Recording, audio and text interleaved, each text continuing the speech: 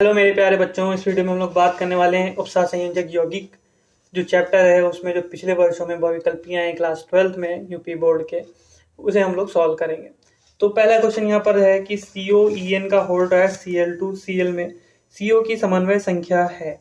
तो पहले हम लोग यौगिक लिखते हैं, हमें दिया हुआ है COEN का होल्ड ट्वाइस और दिया हुआ है Cl2, देन बाहर दिया हुआ है हमें Cl। इसमें कोबाल्ट की हमसे पूछी हुई है समन्वय संख्या। और समन्वय संख्या देखिए क्या होती है, तो जितने लीगेंड जुड़े होते हैं हमारे धातु आयन या परमाणु से उसको हम लोग बोलते हैं समन्वय संख्या। ध्यान रखिए यहाँ पे जो लीगेंड है वो मोनोडेंटेट है, या फिर ऐसा कह लीजिए कि जितने लीगेंड के दाता परमाणु जुड़े हो उसको हम लोग बोलेंगे समन्वय संख्या। अब यहाँ पर देखिए ईएन हमारे पास दिया है। ईएन क्या चीज होती है? ईएन होती है एथिलीन। तो एथिलीन हम लोग लिखते हैं CH2 डबल बॉन्ड CH2। ठीक है, तो यहाँ पर हम लोग लिख लेते हैं इसको CH2 डबल बॉन्ड हटा दिया हमने, एक NH2 इधर जोड़ दीजिए और एक NH2 इधर जोड़ दीजिए, ये हमारा हो गया एथिलीन डाई एमीन। तो यहाँ पर एक इलेक्ट्रॉन युग्म होता है, एक इलेक्ट्रॉन युग्म यहाँ पे होता है, दोनों से इलेक्ट्रॉन डोनेट कर देते हैं, तो ये हमारा होता है बाइडेंटेट लिगेंड। कैसा है? बाइडेंटेट, यानी इसके दो दाता परमाणु जुड़े होंगे। तो एक के दो जुड़े हैं, दो हमारे पास है, दो के कितने जुड़े होंगे? चार। चार ये हो गए और दो Cl कितने हो गए? 6। तो यहाँ पर इसकी समन्वय संख्या कितनी हो गई? समन्वय संख्या हो गई इसकी 6। तो कौन सा ऑप्शन सही हो जाएगा? चौथा ऑप्शन क्या हो जाएगा? Correct option. ठीक है, अगला सॉल्व करते हैं। अगले में कह रहे हैं कि CrH2O का होल 4 Cl2 आयन में क्रोमियम की संयोजकता कितनी है। संयोजकता का आशय यहाँ पर है द्वितीयक संयोजकता से है, तो हम लिखते हैं CrH2O का होल 4 और हमें दिया हुआ है Cl2 और साथ में ऊपर लगा हुआ है प्लस। अब इसकी द्वितीय संयोजकता देखिए कितनी है, क्योंकि यहाँ पर प्राथमिक संयोजकता है नहीं, कोई बाहर हमारा आयन लिखा नहीं हुआ है, तो द्वितीय संयोजकता ही बात कर रहे हैं, जाहिर सी बात है। तो H2O होता है हमारा मोनोडेंटेट लिगेंड, 4 H2O हैं, 2 Cl हैं, तो कितने होंगे? 4 2 6, 6 लिगेंड है, तो इसकी द्वितीय संयोजकता या संयोजकता के लिए कितनी होगी? 6। तो कौन सा ऑप्शन सही हो गया? तीसरा option will be correct option, सही ऑप्शन होगा। अगला प्रश्न हम लोग सॉल्व करते हैं। अगले प्रश्न में कह रहे हैं कि CO में कोबाल्ट की ऑक्सीकरण अवस्था बताइए और यौगिक दिया हुआ है हमें CONH3 का होल 5 और दिया हुआ है Cl, बाहर लगे हुए हैं 2 Cl। सही है। इसमें कोबाल्ट की ऑक्सीकरण संख्या निकालते हैं, तो जिसकी ऑक्सीकरण संख्या निकालते हैं उसकी x मान लेते हैं। अमोनिया की होती है 0, क्योंकि गैस है, गैस मॉलिक्यूल है, फ्री अवस्था में रह सकता है, मुक्त अवस्था में, तो 0 हो गई। 5 गुणे 0 कर दिया हमने, क्योंकि 5 अमोनिया के मॉलिक्यूल हैं। और Cl 1 है, तो Cl की ऑक्सीकरण संख्या होती है -1, और ये 2 Cl हैं, तो 1 Cl की होती है -1, 2 गुणे -1 हो गया, बराबर हम क्या लिख देंगे? पूरे के ऊपर कोई आवेश नहीं है तो 0 लिख देंगे। तो x को ऐसे लिखते हैं, 5 गुणे 0 0 हो गया, माइनस प्लस माइनस 1 हो गया, 2 1 कम 2, माइनस प्लस माइनस हो गया, -2 बराबर 0, -2 -1 -3 हो गया, बराबर के उधर ले जाएंगे तो क्या हो जाएगा? प्लस का। तो x बराबर आ गया +3, यानी यहाँ पर कोबाल्ट की ऑक्सीकरण संख्या है +3, तो ऑप्शन सही हो जाएगा, तीसरा वाला करेक्ट ऑप्शन होगा। ठीक है, +3। ध्यान रखिए कोबाल्ट जो होता है ज्यादातर उपसंयोजक यौगिकों में +3 स्थायी ऑक्सीकरण संख्या प्रदर्शित करता है। पीटी ध्यान रखिएगा 2 करता है, एक तो +2 और +4। तो अगला क्वेश्चन हम लोग देखते हैं। इसमें पूछा है कॉपर की ऑक्सीकरण अवस्था क्या है, और हमें दिया हुआ है CuCN का होल 4 और ऊपर लगे हुए हैं 3 माइनस। ठीक है, जिसकी निकालते हैं ऑक्सीकरण संख्या उसकी x मानते हैं। Cn की ऑक्सीकरण संख्या होती है -1, पूरे के ऊपर आवेश लगा हुआ है -3, तो 4 एकम 4 माइनस का 4 हो जाएगा, बराबर -3।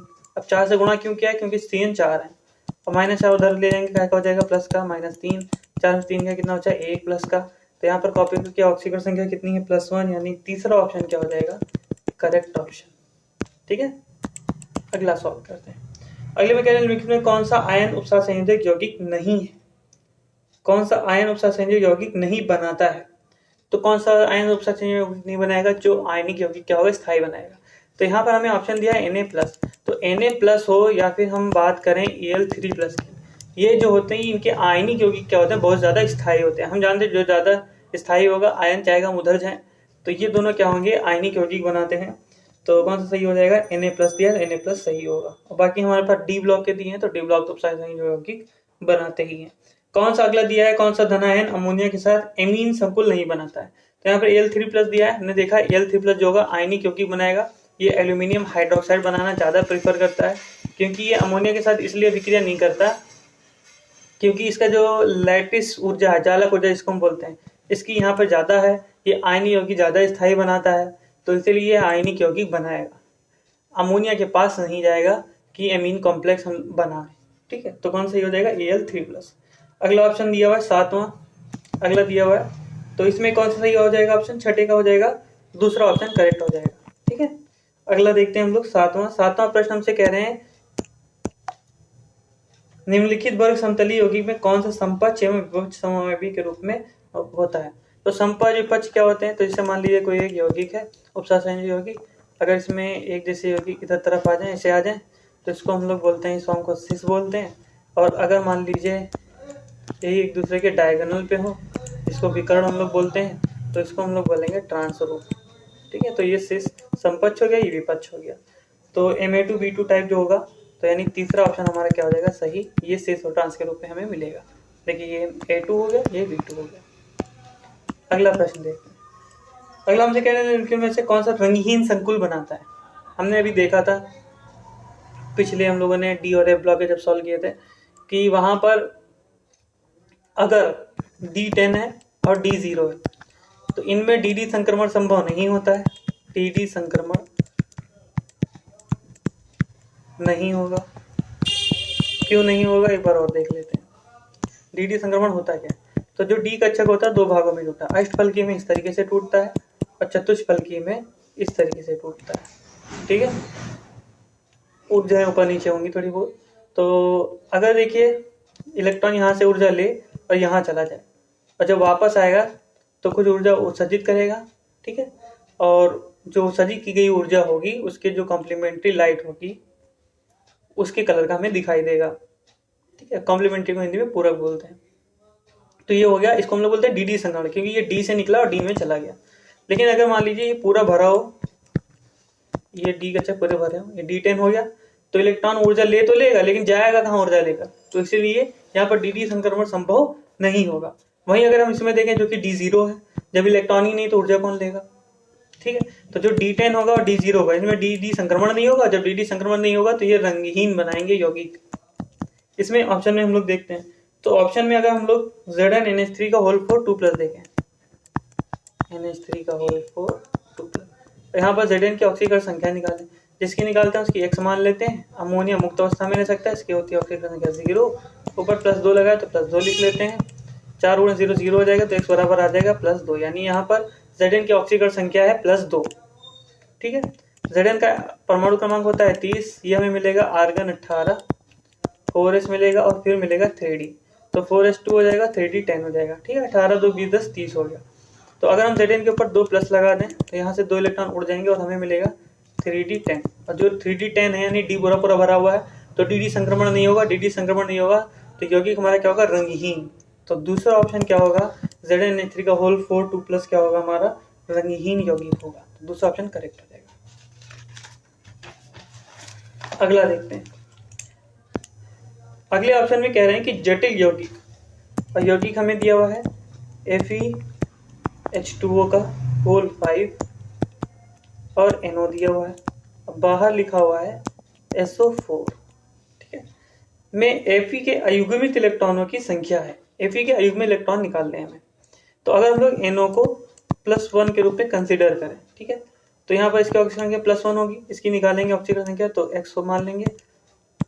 वाटर हमारा H2O फ्री मुक्त अवस्था में रहता है, इसकी ऑक्सीजन 0 होती है, 5 × 0 हो गया। NO की हो जाएगी +1, SO4 की होती है सल्फेट आयन -2, कोई पूरी के ऊपर कोई आवश्यक नहीं तो बराबर 0 लिख देंगे, 5 × 0 0 हो जाएगा, ये +1 हो जाएगा, -1 -2 हो जाएगा बराबर 0, प्लस माइनस माइनस हो जाएगा, 2 में से 1 चला जाएगा, कितना बचेगा, 1 बचेगा, और चूँकि 2 बड़ा है तो इसका -1 बचेगा, 1 उधर जाएगा, क्या हो जाएगा प्लस का। तो Fe आ रही है हमारी +1। तो अगर हम लोग +1 ऑक्सीडेशन नंबर में देखें तो Fe का एटॉमिक नंबर होता है परमाणु क्रमांक 26, तो हमें मिल जाएगा आर्गन 18 और मिल जाएगा 4s और 3d, तो 4s में हो जाएंगे 2 18 तो 20 और 6 26। Fe +1 लगाएंगे अगर हम लोग तो 1 इलेक्ट्रॉन इसके ऊपर से निकल जाएगा, यानी हमारे पास बचेगा क्या, आर्गन 18 और साथ में हमें बचेगा 4s1 और 3d 6। ठीक है, अयुग्मित इलेक्ट्रॉन जब हम लोग निकालेंगे, ये रहा हमारे पास 4s, ये रहा हमारे पास 3d। 4s में है 1 इलेक्ट्रॉन और 3d में 6, 1 2 3 4 5, तो ये हो गए 6। अभी आपको लगेगा इसमें में इलेक्ट्रॉन कितने आ रहे हैं, 4 1 5, लेकिन ऐसा नहीं है। जो NO है वो इलेक्ट्रॉनों का करा देगा युग्मन और 1 इलेक्ट्रॉन निकलकर 4s से निकलकर 3d में चला जाएगा। हकीकत में जो 4s हमने इधर लिखा हुआ है इसे लिखा होना चाहिए, इधर लिखा होना चाहिए इसके अपोजिट साइड में। तो इसको तो हम लोग उठाते हैं, इसको हम लोग लिख लेते हैं अपोजिट साइड में, ठीक है। अब देखिए, तो इसका जो ये 1 इलेक्ट्रॉन है उसकी क्या हो जाएगी, पेयरिंग हो जाएगी, उसका युग्मन हो जाएगा और वो 1 इलेक्ट्रॉन उड़कर आ जाएगा इस साइड में, यहाँ पे आ जाएगा। तो हमें क्या मिल जाएगा, हमें मिल जाएगा कुछ इस तरीके से 1 2 3 4 5, यहाँ पे 1 इलेक्ट्रॉन था, यहाँ पे 1 इलेक्ट्रॉन युग्मन और हो जाएगा। हमें बस अयुग्मी इलेक्ट्रॉन कितने बचेंगे, 3। यानी इसमें दूसरा ऑप्शन क्या हो जाएगा, करेक्ट ऑप्शन, जिसमें लिखा हुआ है अयुग्मी इलेक्ट्रॉन कितने होंगे इसमें, 3। होपफुली आपको ये सॉल्यूशन समझ में आया हो। समझ में आया तो वीडियो को लाइक कर दीजिए और चैनल को सब्सक्राइब। Thank you.